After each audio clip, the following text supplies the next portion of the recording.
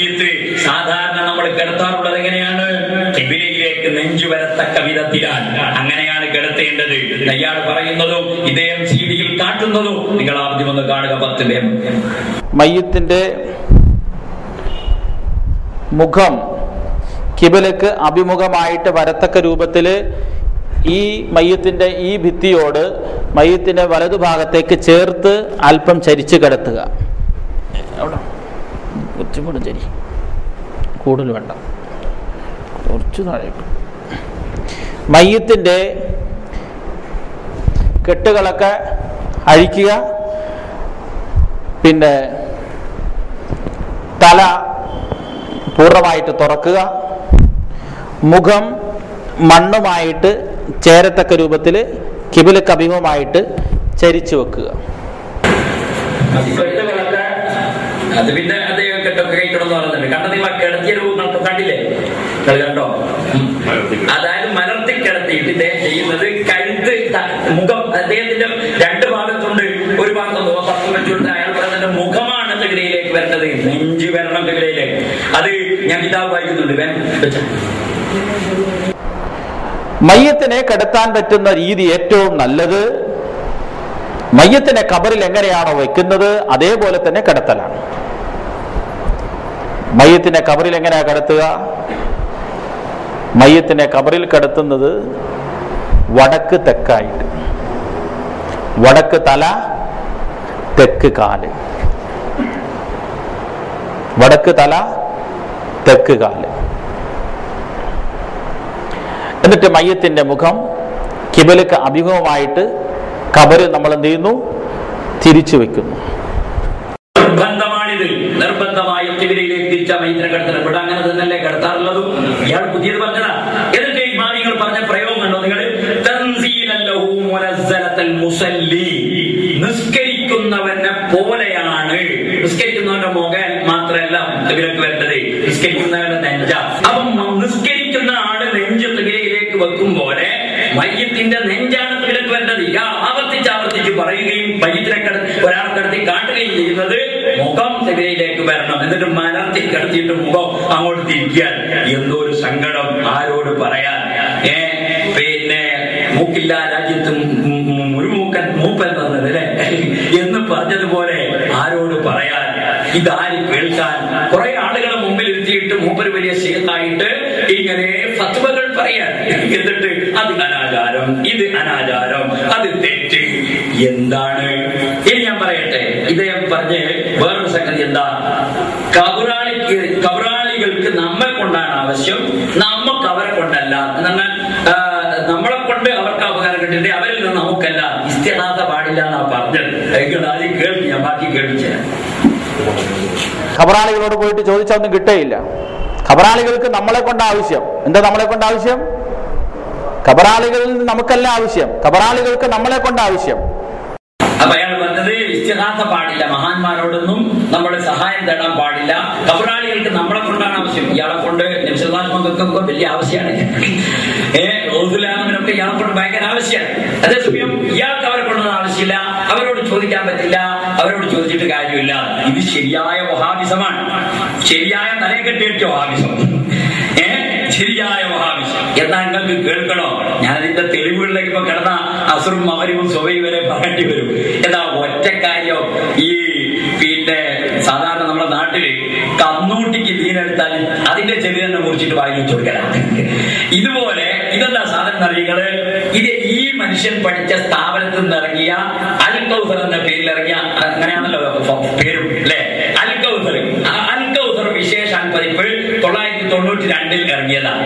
ഇതിൽ ഇവരെഴുതിയ ലേഖനത്തിൽ നിന്ന് ഞാൻ വായിക്കും. തവസ്സുലും ഇസ്തിഗാസയും എന്ന ഹെഡിങ്ങിൽ ഹാഫിസ് PM മുഹമ്മദ് ഹുസൈൻ അൽ കൗസരി തലനാട്, അയാൾ എഴുതിയ ലേഖനം. ആ ലേഖനത്തിൽ നിന്ന് ഞാൻ വായിച്ചു കേൾപ്പിക്കട്ടെ. എന്താ പറയുന്നത്? ഇസ്തിഗാസയും തവസ്സുലും അത് അനുവദനീയമാണ്, മഹാന്മാരോട് ചോദിക്കാം. മഹാന്മാർ പറയുന്നു. ഇതിന്റെ 164-ാമത്തെ പേര്. ഇതിന് നമ്മളെ ഈ ക്ലാസ് എടുത്ത ആളെ പേരുണ്ട് മൗലവി. ഇത് 1990-91 കാലയളവിൽ ഇറങ്ങിയ കൗസരിമാർ 1, 2. 6-ാം നമ്പർ മൗലവി മുഹമ്മദ് സുബൈർ ബിൻ മുഹ്യിദ്ദീൻ കുഞ്ഞി പെരുമ്പാവൂർ അൽ കൗസരി. അപ്പോ അക്കൗസരിയാണ് നമ്മളാണ്. അപ്പോ ആ പുസ്തകത്തിൽ പറയുന്നു, മഹാന്മാർ പറയുന്നു, തവസ്സുൽ രണ്ട് നിലയിലുണ്ട്. ഒന്ന് സൽക്കർമ്മങ്ങൾ കൊണ്ട് തവസ്സുൽ ചെയ്യുക. എന്നിട്ട് ഗുഹാവാസികൾ ചെയ്ത തവസ്സുല് അദ്ദേഹം എടുത്തുദ്ധരിച്ചു. ശേഷം പറയുന്നു, രണ്ട് ശരീരത്തെ കൊണ്ട് തവസ്സുൽ ചെയ്യുക. ഇത് മരണപ്പെട്ടയാളെ കൊണ്ടും ജീവിച്ചിരിക്കുന്നയാളെ കൊണ്ടും അനുവദനീയമാകുന്നതാണ്. എന്നാൽ മരണപ്പെട്ടവരെ കൊണ്ട് തവസ്സുൽ ചെയ്യുന്നതിൽ ഭൂരിഭാഗം ഉലമാക്കളും ഏകാഭിപ്രായക്കാരാണ്. നബി സല്ലല്ലാഹു അലൈഹി വസല്ലം തങ്ങളെ കൊണ്ടും സഹാബത്തിനെ കൊണ്ടും സഹാബത്ത് തന്നെ തവസ്സുൽ ചെയ്തിരുന്നു. അങ്ങനെ മരിച്ചവരോടും ജീവിച്ചിരിക്കുന്നവരെ കൊണ്ടൊക്കെ തവസ്സുൽ ചെയ്യാം എന്ന് പറഞ്ഞിട്ട് അതിന്റെ തെളിവുകൾ ഓരോന്ന് ഉദ്ധരിച്ചിട്ട് അതിൽ പറയുന്നു, ഖലീൽ അഹ്മദ് സഹാറംപൂരി ബ്രാക്കറ്റിൽ പറയുന്നു, നമ്മളുടെയും നമ്മുടെ ശൈഖന്മാരുടെയും അടുക്കൽ അമ്പിയാക്കൾ, ശുഹദാക്കൾ, സ്വാലിഹീങ്ങൾ ഇവരോട് തവസ്സുൽ ചെയ്യൽ ജായിസാണ്. മാത്രമല്ല ഇതിനെ മുഹമ്മദ് ഇസ്ഹാഖ് ദഹ്ലവി, മൗലാന റഷീദ് അഹമ്മദ് ഗംഗോഹി ഇവരെല്ലാം വ്യക്തമാക്കിയിട്ടുണ്ട്. അറബികളുടെയും അനറബികളുടെയും സന്മാർഗ വഴികാട്ടി ഇംദാദുല്ലാഹ് മുഹാജിർ മക്കി, ഖുതുബുൽ ആലം റഷീദ് അഹമ്മദ് ഗംഗോഹി,